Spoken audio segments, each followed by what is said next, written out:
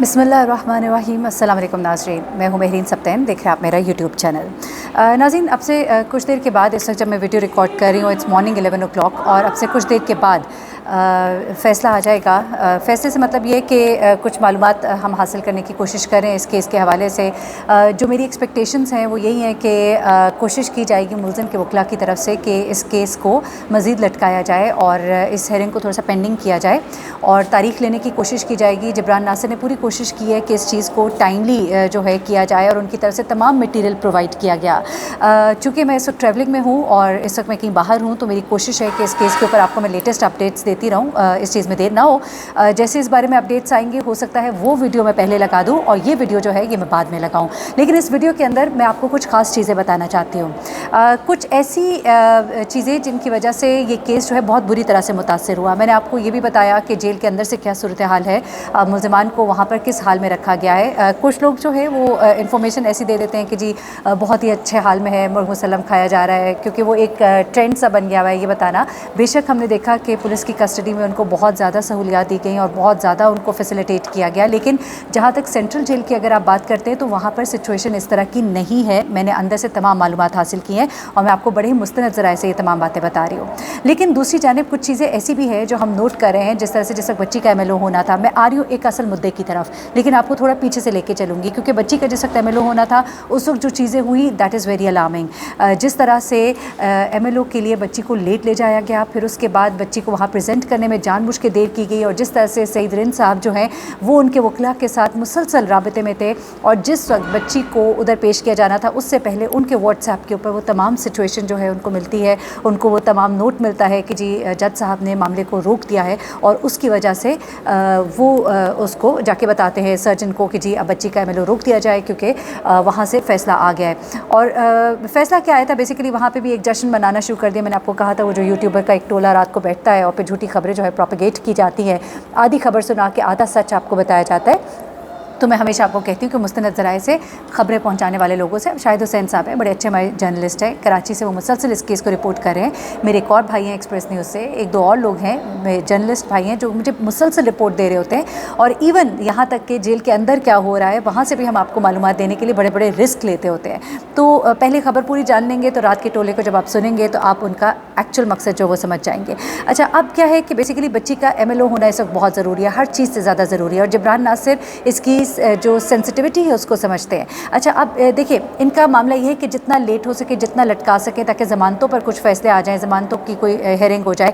अब क्या है कि जबरान नासिर साहब ने फ़ौरी समाअत की इस्तदा की थी। आपको याद है कि जब जज साहब ने फ़ैसला दिया था तो उस फ़ैसले में उन्होंने क्या कहा कि उन्होंने कहा कि पहले, बल्कि जब ये बात उनके सामने रखी गई कि जी MLO जो है इसको रोका जाए, तो उन्होंने इसकी तारीख 14 या 15 गालबन थी वो दे दी, लेकिन उसके बाद जबरान नासिर साहब ने ज़ोर दिया और उनको दलील दी, तो उसके बाद दोबारा मंडे के लिए, यानी कि आज के दिन के लिए इसको रख दिया गया। उसके बाद जबरान नासिर साहब ने सिर्फ यही नहीं काम किया, फ़ौरी समाअत की इस्तदा की दरख्वास्त आई की जिस पे नोटिस हो गए। फिर उन्होंने अच्छा जो काम किया वो ये था कि उन्होंने जवाब जमा करा दिए और अदालत में भी और प्रोसिक्यूशन को भी इसकी नकुल फराहम कर दी, ताकि मंडे को जब ये लोग आए तो फिर ये ना कह सकें कि जज साहब हमें तो तमाम चीज़ें मिली नहीं, हमें वक्त दे दीजिए, हमें अभी इसके ऊपर काम करना है। तो उनकी तरफ से तमाम चीज़ें कर दी गई, और उसके बाद जो नकुल फराहम करनी थी कि मुलज़िम के वकील को वो भी मेरी जो इतलात है वो उनको भेज दी गई हैं, ताकि कोई बहाना वो ना बना सके। अब देखते हैं कि अदालत में आज वो क्या बहाना पेश करते हैं। ज़ाहिर सी बात है अभी कुछ देर के बाद ये चीज़ आएगी सामने तो मैं आपको बता सकूंगी, लेकिन जो मैं इन्फॉर्मेशन उनके मुताबिक ये तमाम चीज़ें जो है मुलज़मान के वकील को पहुंचाई जा चुकी है।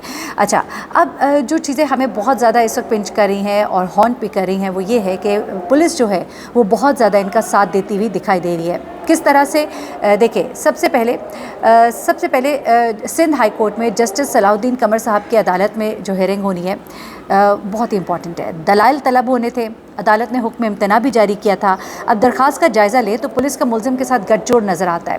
किस तरह से गठजोड़ नज़र आता है, बड़े अच्छे से मेरे भाई है शाहिद हुसैन, उन्होंने इसको एक्सप्लेन किया। कुछ चीज़ें हमारे सामने भी हैं, उन सबको जमा करके मैं आपके सामने रखती हूँ, फिर ज़रा जेल के अंदर की सूरत हाल पर जाते हैं। अच्छा, अब उसमें क्या होता है जनाब कि जब भी मुलज़िमान को अगर कोई फ़ायदा नहीं देना होता है तो फिर ये मामला जो होता है ना, ये जाता है आपका अपर कोर्ट में। अपील जो है दायर, अगर उसको तहफ़्फ़ुज़ नहीं देना हो तो अपर कोर्ट में अपील दायर की जाती है।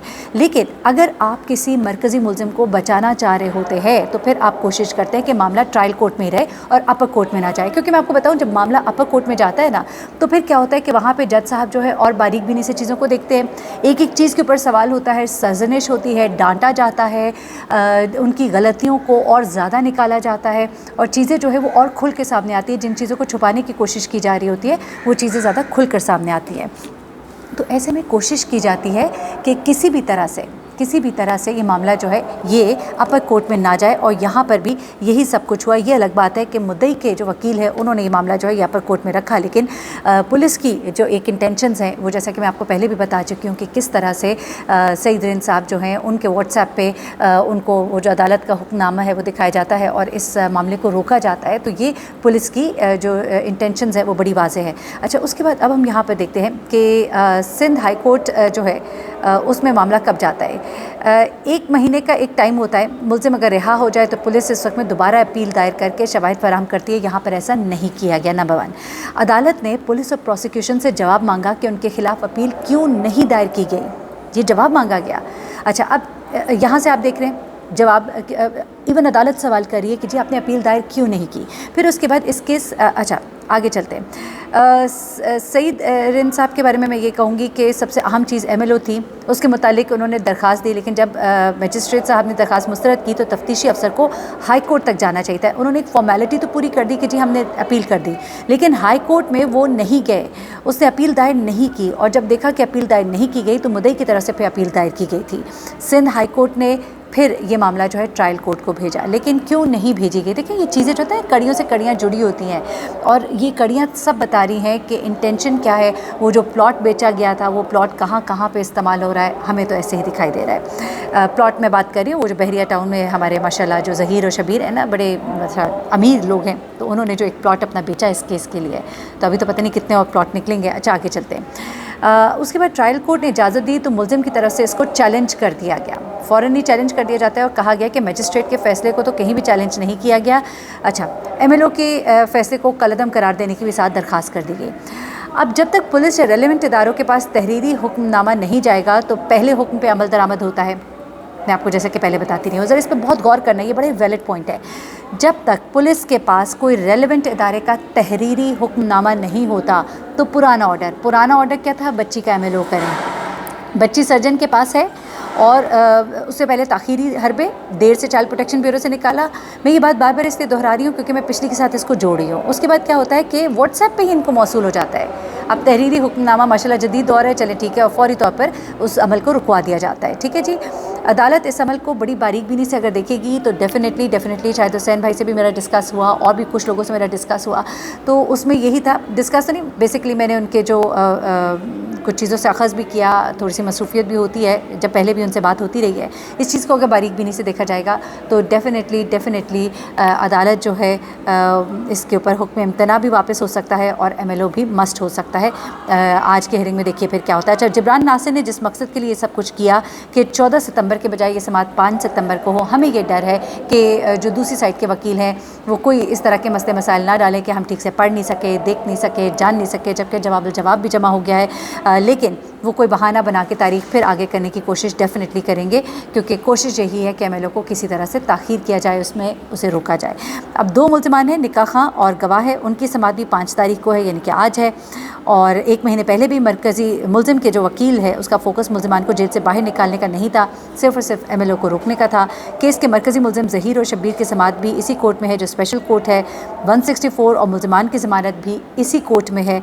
इस कोर्ट में जो है देखते हैं अब क्या होता है बेसिकली, और जो भी मामलात होंगे वो मैं आपको अपनी दूसरी वीडियो में बताऊंगी। लेकिन ये तमाम वीडियो करने का मकसद ये था कि आपको बताऊं कि किस तरह से पुलिस जो है वो हमें लग रहा है फाउल गेम खेल रही है और गलत काम कर रही है और उनके साथ कुछ गठजोड़ हमें नज़र आता है। तो इस चीज़ को ज़रूर अदालत को नोटिस करना चाहिए और इस पर भी सवाल जवाब होने चाहिए। सेकेंडली आपको जेल के अंदर से ज़रा कुछ चीज़ें बता दूँ जेल के अंदर के जो हालात हैं, जैसा कि मैंने आपको पहले भी बताया था कि उनको कोई प्रोटोकॉल नहीं है, आम कैदियों की तरह रह रहे हैं। उनका हाल बड़ा बुरा है, क्योंकि इससे पहले तो वो जेल से बाहर घूम रहे थे, लेकिन जेल के अंदर जो है बाकी कैदी भी नोट कर रहे होते हैं चीज़ें, और उसके अलावा जेल के अंदर से मालूमात जब बाहर आती हैं तो फिर बड़ा सख्त सवाल भी होता है। आपको याद होगा जब ज़ाहिर जाफ़र जो है उसको जेल के अंदर रखा गया था, तो उसके मामले में भी कुछ चीज़ें जब उसको थोड़ा सा प्रोटोकॉल दिया गया तो बहुत ज़्यादा मीडिया पे हाईलाइट हुई, और उससे तमाम मराद जो थोड़ी बहुत भी दी गई थी वो ले ली गई। इसी तरह से इस वक्त ज़हीर और शबीर के केस में पुलिस जो है वो बड़ी कॉन्शियस है, ख़ासतौर पे जो जेल के लोग हैं, जो जेल के सुपरिटेंडेंट हैं,